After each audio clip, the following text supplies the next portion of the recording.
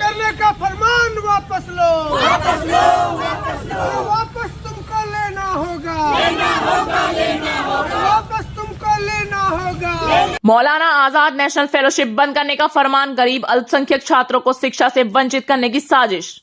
उच्च शिक्षा प्राप्त करने के लिए दबे कुचले सिख, ईसाई, मुस्लिम, जैन, पारसी जैसे गरीब अल्पसंख्यक वर्ग के छात्रों को सच्चा समिति के अनुशंसा पर वर्ष 2009 से पीएचडी, एमफिल एवं नेट जैसे उच्च शिक्षा प्राप्त करने वाले विद्यार्थी को प्रोत्साहन के रूप में मौलाना आजाद फेलोशिप कार्यक्रम के तहत राशियां मिलना शुरू हुआ था, जिसे वर्तमान केंद्र सरकार ने रोक लगाने का फैसला लिया है।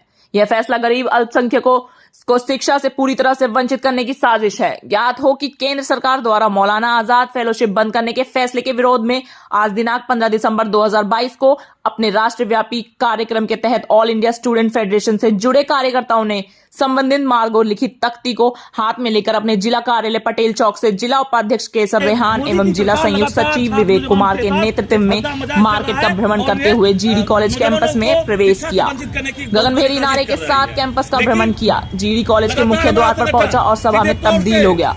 सभा की अध्यक्षता जिला अध्यक्ष अमरीश कुमार कर रहे थे। कार्यक्रम के दौरान विश्वविद्यालय संयोजक किशोर कुमार, संयुक्त सचिव विवेक, छात्रा संयोजन समिति सदस्य तानिया वर्मा, रौनक परवीन, प्रीति कुमारी, जीडी कॉलेज इकाई अध्यक्ष अनंत कुमार, SBSS कॉलेज इकाई अध्यक्ष कुमार, कोषाध्यक्ष विपिन कुमार, नगर अध्यक्ष राजीव स्वराज, साहबान, अल्ताफ इत्यादि थे। नहीं है, पूरे हिंदुस्तान में ये जो मोदी सरकार है लगातार छात्र और नौजवान को ठगने के सिवा कुछ नहीं दे रहा है। मैं बता देना चाहता हूँ, स्पष्ट कर देना चाहता हूँ, जो 150 विदेशी विश्वविद्यालय जो हिंदुस्तान में लाने की कोशिश कर रहे हैं, ये निकम्मी सरकार की पहचान है।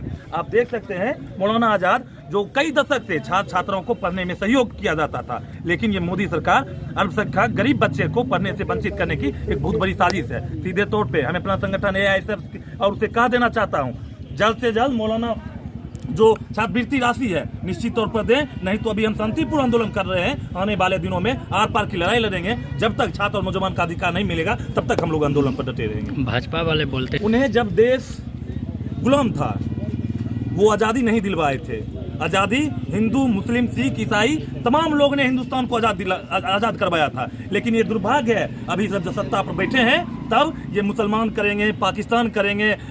लेकिन क्या कर रहे हैं देखिए, छात्र ठोकरें खा रहे हैं, नौजवान ठोकरें खा रहे हैं, तमाम यूनिवर्सिटियों को प्राइवेटीकरण कर रहे हैं, रेलवे को प्राइवेटीकरण कर रहे हैं, लेकिन हिंदुस्तान का जो मौलिक अधिकार छात्र नौजवान का है वो नहीं दे पा रहे हैं। ये सरकार निकम्मी सरकार। हमारा सवाल सीधा सवाल है कि 2009 में जो स्कीम यूपीए ने चालू किया था कि जो पीएचडी करने वाले छात्र हैं, जो एमफिल करने वाले छात्र हैं, जो हायर एजुकेशन प्राप्त करने वाले अल्पसंख्यक और दबे कुचले छात्र जो गरीब फैमिली से बिलोंग करते हैं, उन्हें हायर एजुकेशन प्राप्त करने के लिए सरकार ने फेलोशिप की व्यवस्था की थी। और ये सिफारिश सच्चर समिति की सिफारिश थी कि जो दबे कुचले अल्पसंख्यक वर्ग हैं, चाहे वो मुस्लिम हो, चाहे वो सिख हो, चाहे ईसाई हो, चाहे वो किसी भी अल्पसंख्यक वर्ग के हो, उनको फेलोशिप, ताकि आगे हायर एजुकेशन प्राप्त करने में उन्हें मदद मिले,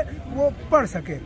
जिस तरह से यूजीसी यूनिवर्सिटी ग्रांट कमीशन भी जो JRF स्टूडेंट होते हैं उनको JRF के रूप में फेलोशिप के रूप में देते हैं, जूनियर रिसर्च फेलोशिप के रूप में। लेकिन सरकार ने वर्तमान सरकार ने जो फेलोशिप मौलाना आज़ाद नेशनल फेलोशिप बंद करने का फैसला किया है, ये निश्चित तौर पर नई शिक्षा नीति 2020 की एक झलक है। नई शिक्षा नीति 2020 पूरी तरह से इस देश के शिक्षा व्यवस्था को ध्वस्त करना चाहती है। नई शिक्षा नीति जो ये बंद करने की ये जो साजिश है, ये जो बंद किया जा रहा है, ये बजाब्ता किसी भी सब्जेक्ट का प्रोफेसर नहीं बने, ये एक साजिश है। इस देश की शिक्षा व्यवस्था ध्वस्त हो, ये एक साजिश है। और हम सीधे तौर पर इस सवाल पर अपने राष्ट्रव्यापी कार्यक्रम के तहत आए हैं।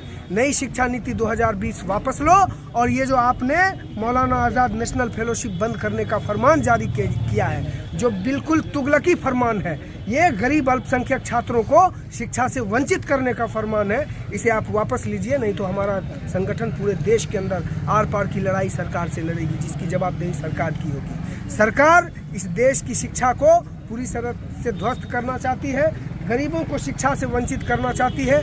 150 विदेशी विश्वविद्यालय हमारे देश के अंदर लाए जा रहे हैं, और उस विदेशी विश्वविद्यालयों में के फीस इतने होंगे कि उसमें सिर्फ अमीर घराने के लोग पढ़ सकते हैं। गरीब लोग जहां आप कुछ न कुछ फेलोशिप मिलता था उसे भी आप बंद कर रहे हैं। जानबूझ के विश्वविद्यालय की स्थिति आप जर्जर कर रहे हैं ताकि बाद में आपको ये कहने में सहूलियत होगी कि नई शिक्षा नीति के तहत इस विश्वविद्यालय को बंद किया जाता है।